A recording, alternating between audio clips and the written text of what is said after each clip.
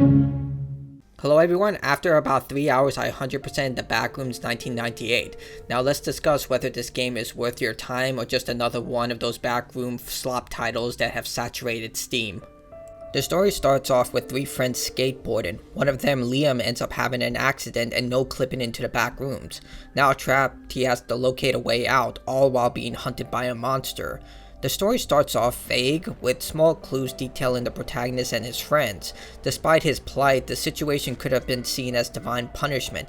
It's hard not to draw a connection between this adventure and Silent Hill 2, with the protagonist's demons coming out to haunt and kill him. This is not to say the story is entirely ideal. The game's ending spells everything out to the player and removes any satisfaction of connecting all the details found within the adventure, even ending the game with a common trope motto that I think a lot of us will just find very cliche.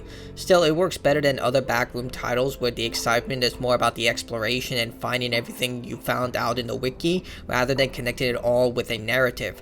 Personally speaking, I like where the developer went with this, having the backrooms be more personalized rather than an assortment of levels with unique themes and loose connections. There's also a strong indication that the character is stuck in a time loop. This is just my personal theory, but the markings on the wall are of past versions of the protagonist, seeing that they're very personal and written in the same black paint that the player uses, having past versions of himself try to guide future versions of himself if they're self-aware, or certain versions of himself that were aware. It's just a little theory of mine, and I think it's pretty cool that it could be a thing. The controls are very simple. You can crouch, run for a short amount of time. A very short amount of time. Despite being a skateboarder, this guy seems to have the lungs of a smoker, or Sebastian Castellanos from The Evil Within 1. You can also pick up some items, but it's not really used that well. You just pick them up to move them to a different area so you can gain access to that area. It's a first-person found footage survival experience akin to Outlast. You have no way to defend yourself, and you must hide against the lone creature hunting you. Everything else serves as a jump scare fodder, but adds intensity thanks to the great use of the environment. Lighting, the found footage camera, and the overall tone amplifies what is a simple adventure. The developer knew how to make the best of his limited resources efficiently here. The primary goal is to locate random items throughout the location after finding a hint with a totem. The map has a set layout, so the items are in exact locations, but the unnatural design of the area makes it difficult to navigate.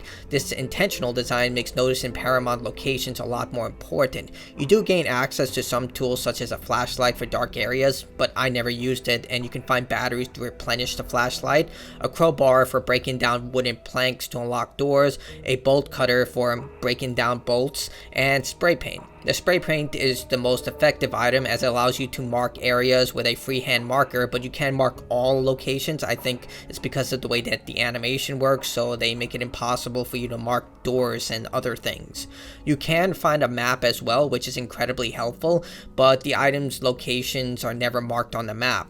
As I stated, this version of the Backrooms has one deadly enemy that constantly hunts you throughout the game. The creature will roam the area with heavy footsteps indicating whether it's close or if it's charging towards your location. The creature will learn of your position if you run too close to it, step on trash littered throughout the environment, or during certain unavoidable gameplay triggers such as, areas toppling down or you being forced to open a door using the crowbar.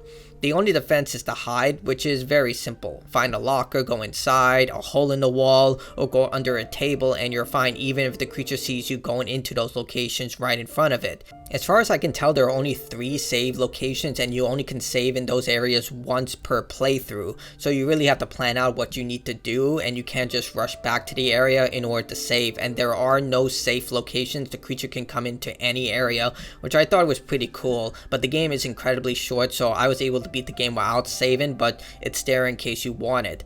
The game does have an option to make the experience more intense by using a microphone. The creature will hear you if you breathe too hard or make other sounds, but I never noticed a difference when I tried it. Maybe my microphone is defective, but Xbox said it was fine, so I don't know if this actually works or not.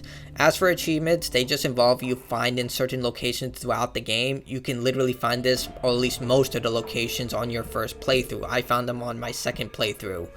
Honestly, I was shocked by the Backrooms 1998. It's a surprisingly good indie horror game set in the Backrooms. The story is very violent, and I wish the developer didn't just summarize it all at the end. It kind of just destroys all the mystery of finding out all these locations and encouraging you to replay the game in order to find these details. But it serves as a great connection to link everything together rather than, oh, you're just trapped in the Backrooms, now escape. It also gives the area more personality and makes it a lot more haunting than just, hey, you're in this random location that makes no sense with no concept of physics. I mean, that's an interesting idea, but it's been overdone so much on YouTube. You can see dozens, probably hundreds of YouTube channels that just do the same thing over and over, and I think a lot of us have just become bored of that. So this game definitely takes the concept and uses it in a much more unique way. For $8, it's definitely worth the experience for horror fans, and it doesn't last long, for about 3 hours if you're looking for some quick achievements, but I do think that this is a noteworthy survival horror game, and I really hope the developer decides to take on more aspects of the Backrooms, or even try and tackle other things, maybe in a completely unique experience. They've shown that they have creative efficiency and they can make the best of what they do, so it's a definitely worthwhile experience.